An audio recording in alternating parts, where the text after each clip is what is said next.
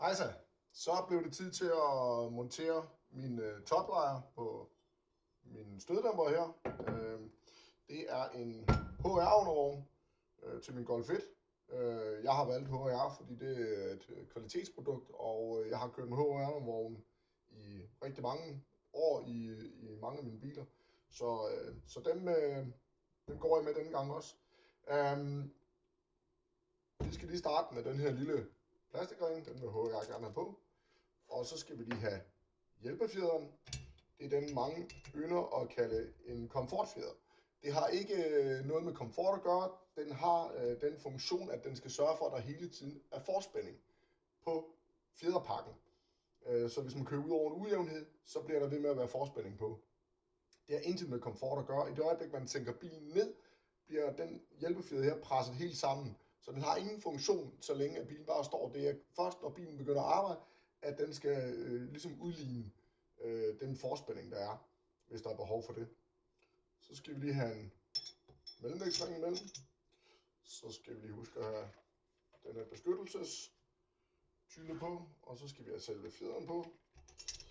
Og så er det jo de her fjedertallerkener, jeg har fået fremstillet.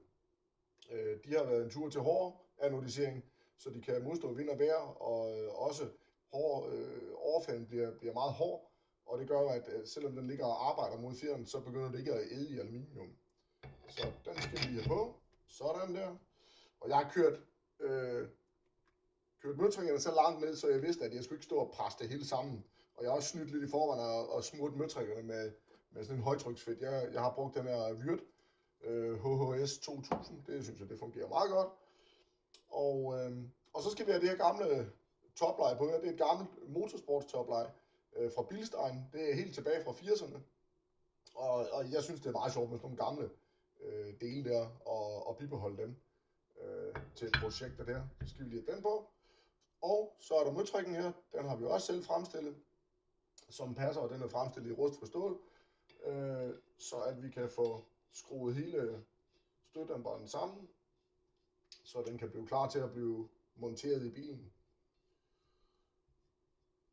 Sådan, så mangler det bare lige at blive spændt rigtig sammen. Men nu er støddæmperen samlet.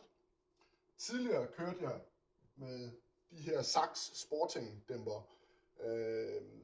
Det er starten af 90'erne, der fandtes der ikke nogen gevinderundervogn, som var godkendt til gadebrug. Det er en rigtig motorsportsdæmper.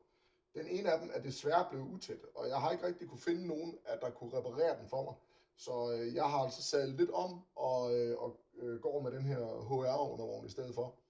Så, men med tiden håber jeg på, at jeg kan få renoveret de her dæmper her, så de måske en gang igen kan komme i brug. Så nu har jeg i hvert fald lige set, hvad det er for en undervogn, der kommer i, og set de her gamle toplejre.